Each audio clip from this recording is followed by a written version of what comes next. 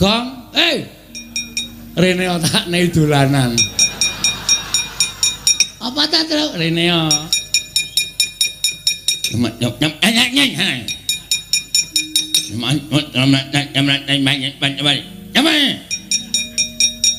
Iya.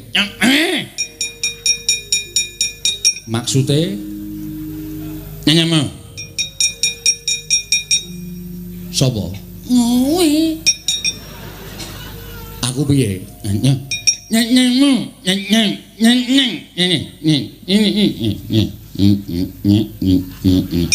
kowe ditulis neng lemah. Jenengmu, oh jeneng. Mau jeneng. Petro. Petro. Petro. Nyanyi.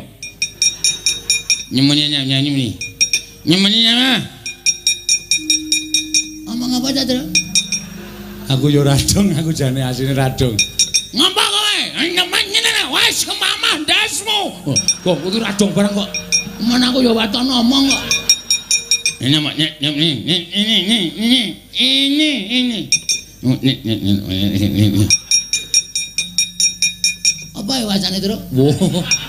Aku ya ora iso maca. Jenengmu sop sing mburi jenenge sapa? Sing mburi. Aku Bagong. Nah. Anake nyemani. Anake nyemani. Kemari piye? Anake nyemani. Anake Semare. Nyemar. Nah, rasa dinai Semar. Heeh, anake Semar. Nomor 2. Nyomet. Ini namanya. Nomor 4. Telu. Naman telu. Nah, ada apa kowe?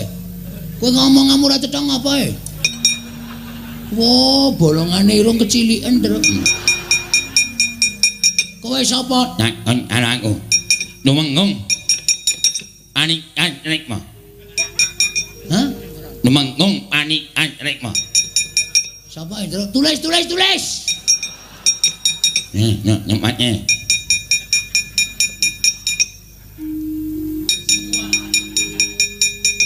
Tumenggung Panigas Rikma. Walah, tukang cukur ta kowe. Nganyukun dak matos. Tukang cukur dak matos. Tumenggung lah tukang cukur dak matos. Iki misu-misu to Pak De radong. Dadi Ade ra lara ati. Ha iya. Kowe mau ngerti ora duneke piye? Tukang cukur ndas matos ngene iki. Heeh. Wah, setan